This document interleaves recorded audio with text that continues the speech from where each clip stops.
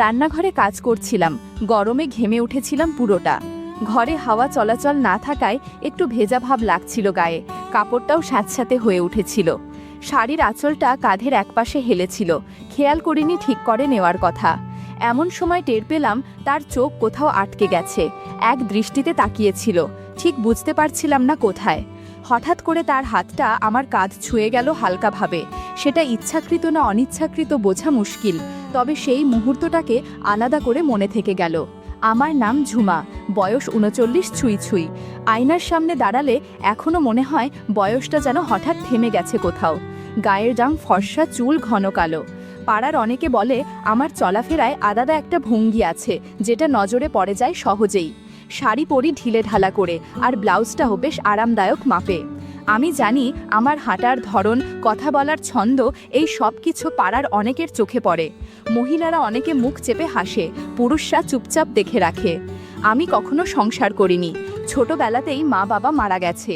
তারপর থেকেই মানুষদের বাড়িতে কাজ করতে করতেই বড় হয়ে উঠেছি। রান্না, ঘর মোছা, কাপড় ধোয়া, যা কিছু কাজ দরকার সব করি। তবে কাজের বাইরেও আমার একটা আলাদা পরিচয় আছে। লোকজন আমাকে চেনে, কারণ আমি গান গাই, ফেসবুকে মাঝে মাঝে রিল করি, হাসি খুশি থাকি। আমার গলায় যেন সবসময় একটা সুর লেগে থাকে, আর কোমরে থাকে কাজের তাল। আমি জানি আমার উপস্থিতি ঘরের পরিবেশে আলাদা প্রভাব ফেলে। পাড়ার এই দিকটায় অনেক বাড়িতে কাজ করেছি। কারো সংসারে কথা নেই, কারো ঘরে সম্পর্কের টান নেই, কোথাও আবার এমন বাড়তি দূরত্ব যেটা বোঝা যায় বলা যায় না। এই সব বুঝেই চলতে হয় আমাদের মতো মানুষদের। আমি এক একটা বাড়িতে গিয়ে বুঝে ফেলি কোথায় কি চলছে, না বলে না শুনেই। কিছুদিন হলো আমি কাজ নিয়েছি নরেন্দ্রবাবুর বাড়িতে। ৩তলা বাড়ির নিচতলায় ওনার ফ্ল্যাট। বয়স ৫০-এর মতো হবে, চেহারায় চিন্তা ভাবনার ছাপ, চোখে একটা ধীর ভাব। কিন্তু মাঝে মাঝে মনে হয় অনেক কিছু বোঝেন উনি, আবার অনেক কিছু বোঝাতে চানও না। যেদিন প্রথম কাজে যাই উনি খাটে বসে মোবাইল ঘাঁটছিলেন।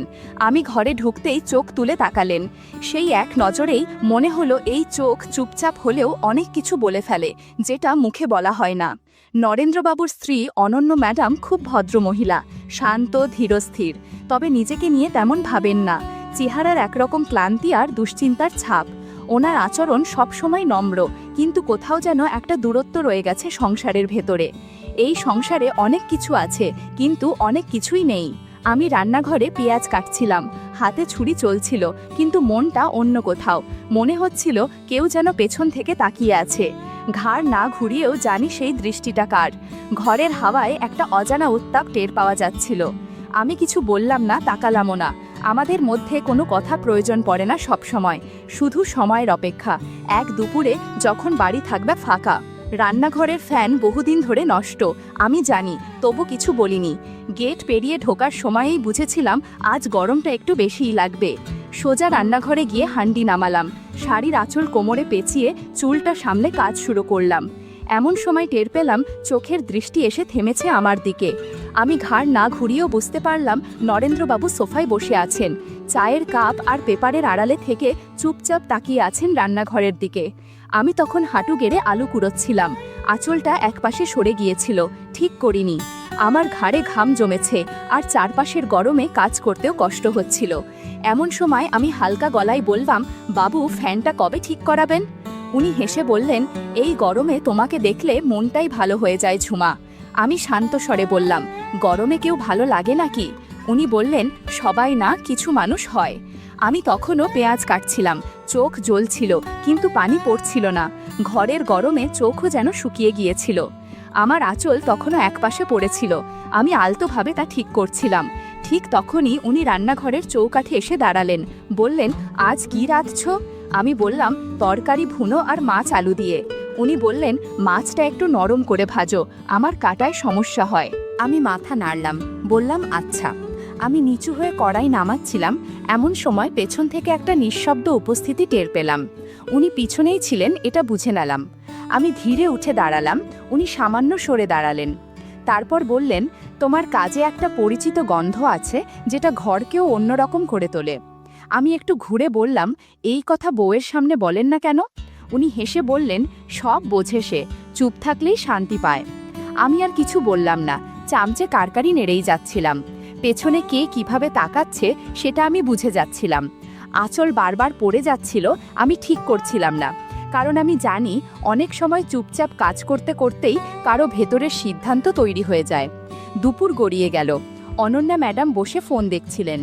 একবার আমার দিকে তাকিয়ে হালকা হাসলেন, আবার ফোনের স্ক্রিনে চোখ নামিয়ে নিলেন, যেন কিছুই দেখেননি, কিংবা হয়তো সবই বুঝে নিয়ে চুপ থেকে গেছেন। কখনো সেটা অভ্যাস, কখনো সেটা বাধ্যতা। আমি মাঝে মাঝে মনে করি এই বাড়ির ভেতরে যেন আর একটা নীরব গল্প চলে, যেখানে চাওয়াগুলো মুখে না বললেও টের পাওয়া যায়। কখনো এমন সময় আসে যখন কারো আচরণে আমি একেবারে চুপ হয়ে যাই। শুধু বুঝি রান্নাঘরের গরম যত বাড়ে তত যেন ঘরের হাওয়াতেও একটা চাপা উত্তেজনা জমে ওঠে, যেটা শুধু পেটের ক্ষুধা নয়, এক ধরনের বোঝাপড়ার ক্ষুধাও। সেদিন ছিল একটা নিস্তব্ধ দুপুর। রোদে অলসতা ঘিরেছিল চারপাশে, পাড়ায় শুনশান। আমি নরেন্দ্রবাবুর বাড়ির গেটে পৌঁছাতেই অনন্যা ম্যাডাম বললেন, আমি একটু বাইরে যাচ্ছি, ঘণ্টাখানেক রাখবে। মাথা নেড়ে ভেতরে ঢুকে পড়লাম। রান্নাঘরের জানালা দিয়ে রোদ এসে পড়ছিল ঘাড়ে। ঘরটা ছিল বেশ গরম।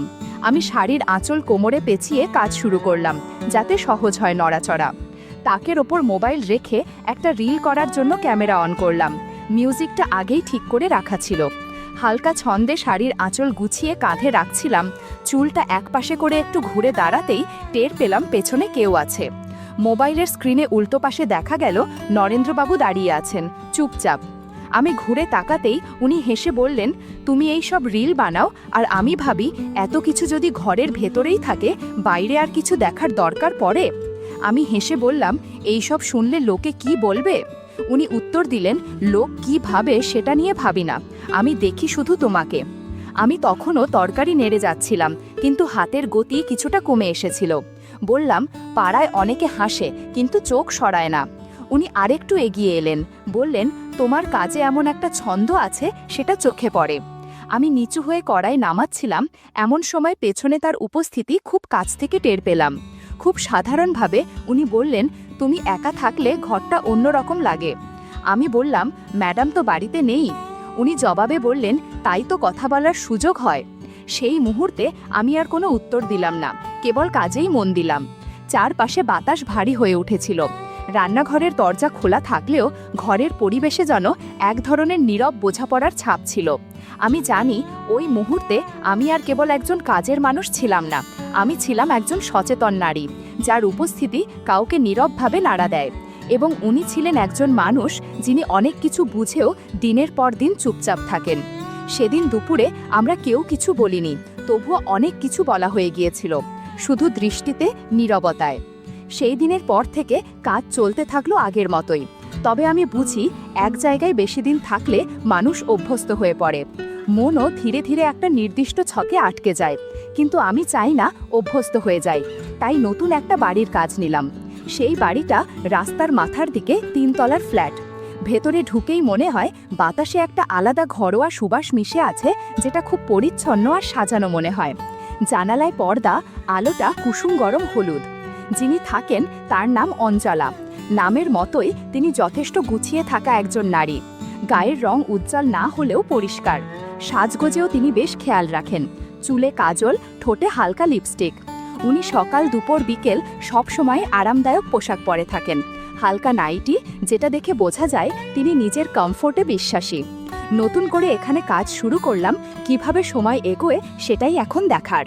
আমি প্রথম দিনেই দেখলাম উনি আয়নার সামনে দাঁড়িয়ে চুল আঁচড়াচ্ছেন।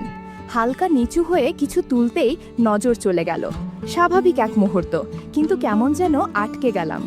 অনেক মেয়েকেই দেখি, কিন্তু অঞ্জলার নিজের মতো করে চলাফেরা করার এক আলাদা ভঙ্গি আছে, যা সহজ আর আত্মবিশ্বাসী। আমি চুপচাপ কাজ করছিলাম, এমন সময় দরজার কলিং বেল বাজল।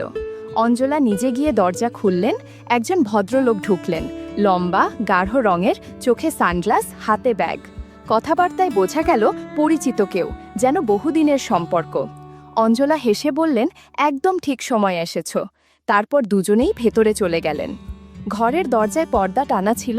আমি নিজের কাজে ব্যস্ত ছিলাম, তবে মাঝে মাঝে কিছু কথা কানে আসছিল। মাঝে মাঝে হাসির শব্দ, মাঝে মাঝে নীরবতা, একটা চাপা বোঝাপড়ার ছায়া যেন ঘরের হাওয়ায় মিশে যাচ্ছিল। আমি কিছু দেখিনি, কিন্তু অভিজ্ঞতা বলে দেয় কোন ঘরে কারা কতটা কাছাকাছি। লোকটার নাম সঞ্জয়, সেটা পরে বুঝলাম। তিনি নিয়মিতই আসেন, কখনো দুপুরে কখনো বিকেলে। অঞ্জলা প্রতিবার দরজা খুলে বলেন, এইমাত্র চা হয়ে গেছে। ওদের মধ্যে একরকম সহজ বন্ধুত্ব আছে, যেটা সময়ের পরীক্ষায় গড়ে ওঠে। অঞ্জলার স্বামী বিদেশে, ইতালিতে থাকেন বহু বছর ধরে। ফোনে কথা হয় ঠিকই, কিন্তু মানুষ যখন পাশে থাকে না, তখন ঘরের প্রয়োজন বদলে যায়। আমি বুঝি অঞ্জলার এই সম্পর্কটা শুধু আলাপ নয়, কিছু নির্ভরতার জায়গাও তৈরি করেছে। আমি প্রতিদিন এইসব ঘরে কাজ করতে করতে বুঝে ফেলি কোন ঘরের বাতাসে কীরকম ভার থাকে। অঞ্জলা কখনো এসব নিয়ে আমার সাথে কথা বলেন না, কিন্তু তার চলাফেরা, আত্মবিশ্বাস আর নিজের মতো থাকা সব মিলিয়ে বোঝা যায় তিনি জীবনকে নিজের মতো করে সাজিয়ে নিয়েছেন। সেদিনটা ছিল অপেক্ষাকৃত শান্ত দুপুর। অঞ্জলা বললেন, তুমি মশলাটা বেটে দাও, আমি একটু বিশ্রাম নিচ্ছি। আমি রান্নাঘরের কোণে বসে বাটা চালাচ্ছিলাম। কাজ করতে করতে একটু গরম লাগছিল। আঁচলটা কোমরে পেঁচিয়ে নিলাম যেন সহজে কাজ করতে পারি। এমন সময় শুনলাম কেউ ঘরে ঢুকছে। মাথা না তুলেই কাজ করছিলাম। হঠাৎ ফ্রিজ খোলার শব্দ। ঘাড় ঘুরিয়ে দেখি সঞ্জয় দাঁড়িয়ে, হাতে এক গ্লাস পানি নিচ্ছেন। উনার চোখ আমার দিকে থেমেছিল কিছুক্ষণ। আমি বুঝলাম, তবে কিছু বললাম না। কেবল বাটার গতি একটু ধীরে করলাম, যেন শব্দটা একটু স্পষ্ট শোনা যায়। তিনি কাছে এসে বললেন, তুমি ঝুমা? আমি বললাম, হ্যাঁ, নতুন কাজ নিয়েছি এখানে। উনি বললেন, তোমার রান্নার গন্ধে কিছু আলাদা আছে মনে হয়। আমি হেসে বললাম, এখনো তো রান্না শুরুই হয়নি, মশলাই বাটছি। উনি বললেন, এই গন্ধটাই মনে টানে রাখছে। আমি এবার ওনার দিকে তাকালাম। চোখে চোখ পড়তে দুজনেই কিছুটা থেমে গেলাম। কয়েক মুহূর্ত নীরবতা। তারপর আমি বললাম, চা করে দিচ্ছি, বসুন। উনি বললেন, না, বেশি সময় নেই, তবে তোমাকে দেখে মনে হচ্ছে সময় একটু থেমে থাকুক। আমি আবার বাটার দিকে মন দিলাম, কিন্তু এবার গতি ছিল একটু আলগা, একটু শান্ত, যেন শব্দটা ঠিকঠাক পৌঁছায়। উনি পাশে দাঁড়িয়েই ছিলেন। আমি বললাম, দিদি ঘুমোচ্ছেন মনে হয়। উনি বললেন, ক্লান্ত বলছো, অথচ তোমারই মুখে পরিশ্রমের ছাপ বেশি। আমি হাসলাম না, কিছু বললাম না, শুধু হাত চালাতে লাগলাম। বাইরে বিকেলের আলোটা ঘরের ভিতর ঢুকছিল। সব কিছু যেন এক ধরনের থেমে থাকা সময়ের মধ্যে আটকে গিয়েছিল। আমি ধীরে উঠে দাঁড়ালাম, মশলার হাঁড়িটা তাকের ওপর রাখলাম, তারপর পেছনে না তাকিয়েই বললাম, শব্দ ছাড়া কথা আপনি বুঝতে পারেন? ও হেসে বলল, যারা না বলেও অনেক কিছু বোঝে তারাই এসব বুঝতে পারে। আমি একবার চোখ তুলে তাকালাম। ওর চোখে এক ধরনের গভীরতা ছিল, যেটা সবসময় কথায় প্রকাশ হয় না। আমি আর কিছু বললাম না, শুধু জিজ্ঞাসা করলাম, চা লাগবে? সে বলল, চা নয়, আজ শুধু এই ঘরের গন্ধটুকুই মনে রাখব। তারপর এক গ্লাস পানি হাতে নিয়ে ধীরে সরে গেল, কিন্তু তার উপস্থিতির একটা ছাপ থেকেই গেল। আমি আবার কাজে মন দিলাম। মশলার গন্ধ এবার যেন রান্নাঘরের বাইরে পর্যন্ত ছড়িয়েছিল। বুঝতে পারছিলাম কেউ আজ আমার কাজ নয়, আমাকে লক্ষ্য করছিল, আর সেই দৃষ্টি যেন ঘরের হাওয়াকে ভারী করে তুলেছিল। অঞ্জলা দিদি আগেই বলেছিলেন, আমি একটু বাইরে যাচ্ছি, তুমি রান্নাটা করে দিও। আমি চুপচাপ রান্নাঘরে ঢুকে পড়লাম। ঘরে বাতাস কম ছিল, কাজ করতে গিয়ে হালকা অস্বস্তি হচ্ছিল। এমন সময় আবার দরজার ঘণ্টা। সঞ্জয় এলেন, হাতে ব্যাগ, মুখে সেই চেনা হাসি। দিদি নেই? আমি মাথা নাড়লাম। উনি এসে দাঁড়ালেন ফ্রিজের পাশে। কিছুক্ষণ চুপ থাকার পর বললেন, তুমি আজ বেশ চুপচাপ। আমি বললাম, ঘরে কেউ নেই, কথা বলার মতোও কেউ নেই। উনি হালকা হেসে বললেন, তোমার নীরবতাই অনেক কথা বলে। আমি চামচ নাড়তে নাড়তে বললাম, সব কথা তো মুখে বলা যায় না। উনি একটু কাছে এলেন, তারপর বললেন, তোমার মধ্যে আজ কেমন যেন একটা আলাদা ছাপ আছে। আমি কিছু বললাম না, কাজ করছিলাম। হঠাৎ একটা নরম সুরেও বলল, তুমি আজ অন্যরকম লাগছো। আমি সেদিকে ফিরলাম না, কিন্তু বোঝা যাচ্ছিল কথা নয়, বোঝাপড়া হচ্ছে। একসময় আমি ধীরে পেছন ফিরে তাকালাম। চোখে চোখ পড়তেই এক মুহূর্ত যেন থেমে রইল। একটা শব্দ ভার পড়ে যাওয়া, মেঝেতে ঠোকা লাগলো, তবুও কেউ চমকালো না। আমি জানতাম সেই মুহূর্তে আমি আর শুধু একজন কাজের লোক নই, আমি হয়ে উঠেছি একটা উপলব্ধি, একটা এমন উপস্থিতি যাকে কেউ হয়তো শব্দ না করেও মনে রাখে। সন্ধ্যা নামছিল। জানালার পাশে দাঁড়িয়ে আয়নার দিকে তাকালাম। আলো এসে পড়ছিল মুখে, একদিকে ছায়া। শাড়িটা একটু এলোমেলো ছিল, আমি নিজেই গুছিয়ে নিলাম। আয়নায় চোখ রেখে নিজেকে দেখলাম। আমি কি কেবল কাজের জন্য? ঝাড়ু, বাসন, রান্না? না, আমি একজন সম্পূর্ণ নারী, নিজের মতো করে ভাবি, চলি, স্বপ্ন দেখি। নরেন্দ্রবাবু, সঞ্জয়, অঞ্জলার মতো মানুষের চোখে আমি কেবল একজন গৃহকর্মী নই, আমি এক অনন্য উপস্থিতি, যাকে কেউ মন দিয়ে দেখে, কেউ অনুভব করে, আর কেউ হয়তো কেবল পাশে এসে দাঁড়িয়ে চুপচাপ কিছু বোঝে। আমি মোবাইলটা তুললাম, একটা ছোট্ট ভিডিও করলাম, আয়নার সামনে দাঁড়িয়ে হালকা হাসলাম, ক্যাপশন দিলাম, এই আমি শুধু কাজের না, আমি নিজেই এক গল্প। তারপর জানালার দিকে তাকিয়ে দাঁড়িয়ে রইলাম।